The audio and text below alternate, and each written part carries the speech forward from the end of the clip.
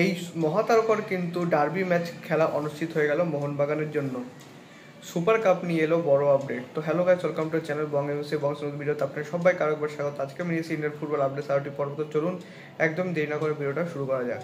যেটা সবার আগে আপডেট আছে সেটা হলো সুপার কাপ নিয়ে।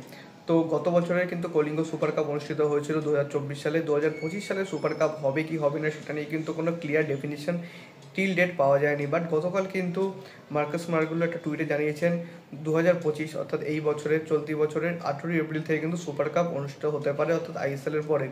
এবার এখনো অবধি টুর্নামেন্টের ডিউরেশন কিন্তু জানা যায়নি, তবে হ্যাঁ টুর্নামেন্ট কিন্তু নকআউট ফেজেই অনুষ্ঠিত হবে। যদি প্রতিদিন দুটি করে ম্যাচ হয় তাহলে কিন্তু 13 দিনে কিন্তু টুর্নামেন্ট শেষ হবে।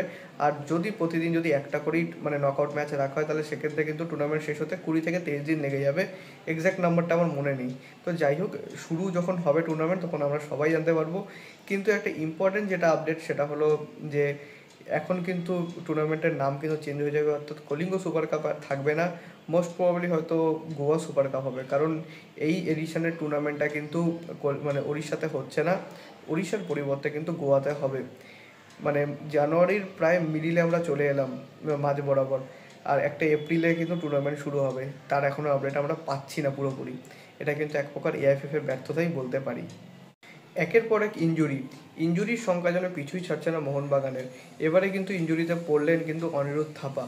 তিনি কিন্তু একজন গুরুত্বপূর্ণ স্কোয়াড মেম্বার, যাকে কিন্তু বিভিন্নভাবে রোটেশন করে কিন্তু খেলান মলিনা। এবার তিনিও কিন্তু ইঞ্জুরির কবলে পড়লেন, যার ফলে কিন্তু তার ডার্বি ম্যাচ খেলা কিন্তু অনুষ্ঠিত হয়ে গেল। যদিও তার বিকল্প হিসাবে কিন্তু সাহালকে কিন্তু আমরা প্র্যাকটিস করতে দেখতে পেয়েছি। মলিনা তাকে কিন্তু খেলাচ্ছেন আপুইয়ার পাশে। আপুইয়া কিন্তু গতকাল আগের যে ম্যাচটা ছিল সেই ম্যাচে কিন্তু কার্ডের জন্য কিন্তু অনুপস্থিত ছিলেন। বাট এই নেক্সট যেটা ডার্বি ম্যাচ সেখানে কিন্তু আপুইয়া শুরু থেকে থাকতে পারবেন। তো এমনও হতে পারে হয়তো গ্রেগ, আপুইয়া এবং সাহাল এই তিনজনকে আমরা কিন্তু মিডফিল্ডে একসাথে দেখতে পারি। এবার যদি অনিরুদ্ধের কথা বলেন তাহলে অনিরুদ্ধ থাপা কিন্তু 70% ধরে নিতে পারেন তিনি কিন্তু অনিশ্চিত, যার ফলে তিনি যদি কোনোভাবে তাকে যদি বেঞ্চে আমরা দেখতেও পারি তাহলে সেক্ষেত্রে কিন্তু তিনি ফার্স্ট 11-এ থাকবেনই না, এটা এক প্রকার নিশ্চিত।